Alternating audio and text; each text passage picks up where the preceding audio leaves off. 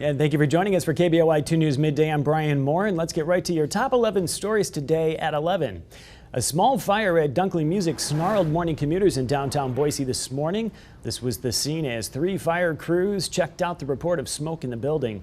Capitol Boulevard was shut down for about an hour. Firefighters say an electrical fire was the culprit. That road was back open shortly afterwards.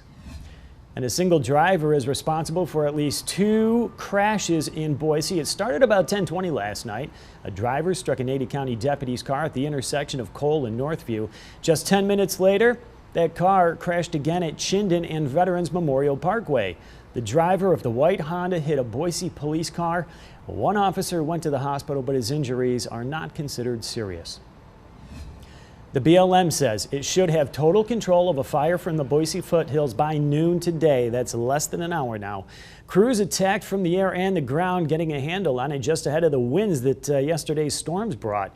73 acres burned in the north end near Hulls Gulch. The Boise fire chief says a few nearby homes were threatened, but firefighters did manage to keep those flames from getting too close. Apparently there was some evidence left at the scene.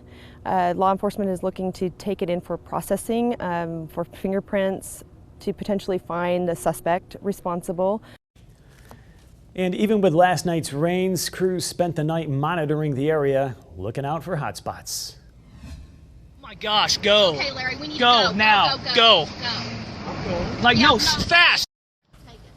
A Missouri family caught up in the chaos of a massive wildfire as it quickly spread in Glacier National Park. They were less than a mile away when those flames erupted Tuesday. The Reynolds Creek Fire, as they're calling it, has now grown to more than 4,000 acres and forced evacuations. The Park Service says it's utilizing water drops because fixed-wing planes are useless in the steep terrain. Right now, they say they are focusing on structure protection and visitor safety. Strong winds have forced the rag fire burning in Napa County, California, to grow to more than 6,000 acres. The fire is burning in steep and hard to reach places, steep terrain. There are about 525 firefighters trying to get a handle on this one. The fire is only 5% contained at this point. And if you'd like to learn more about the Iran nuclear deal tonight, there will be a special live roundtable discussion on that deal. You can only see it on our website, KBOI2.com. Many members of Congress have been invited to the event. Still not sure who will show up. The focus is on how it affects the future of America and Israel. Once again, the live stream is tonight from 5 until 6 on KBOI2.com. Star Police are on the lookout for a 36-year-old woman. Take a look. This is Leanne Chamberlain. She went missing yesterday. Deputies haven't released any information about the circumstances, but they do say if you have seen her, please give dispatch a call. The number is right there on your screen, 377-6790.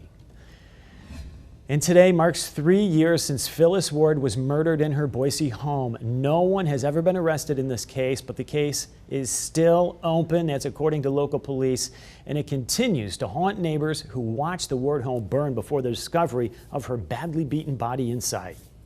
It really affected us because, I mean, this is Boise. Things like that don't happen. And so it was hard for the neighborhood because even though we may not know each other's names, but we're still a tight neighborhood. Neighbors like Birch say police assured them the killing of Ward was not a random act, so they take comfort feeling that likely a similar risk will not happen to anybody else. And for the second time this week, a bank has been hit in Boise. This time it happened at the Key Bank on South Broadway. Tellers told police the bank robber entered the branch about 9 o'clock yesterday morning, showed a gun, demanded cash. No one inside the bank spotted a getaway car. They say he just took off running. Bottom line, police say if you see him, do not approach him. Instead, give authorities a call. The Crime Stoppers number right there on your screen, 343-COPS. And at 1 this afternoon, Ada County and law enforcement officials will break ground on a new home for 911. We do have a sneak peek at the floor plan of the new Emergency Communications Center. It's going to be located in Meridian on East Pine Avenue, right next to Locust Grove.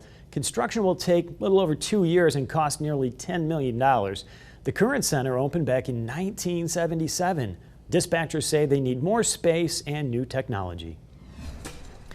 And the Canyon County Fair kicks off today at noon, and the carnival opens at 5. We are a proud sponsor, so look for the KBOI2 entertainment stage reptile adventures, and a comedy hypnotist are part of today's lineup.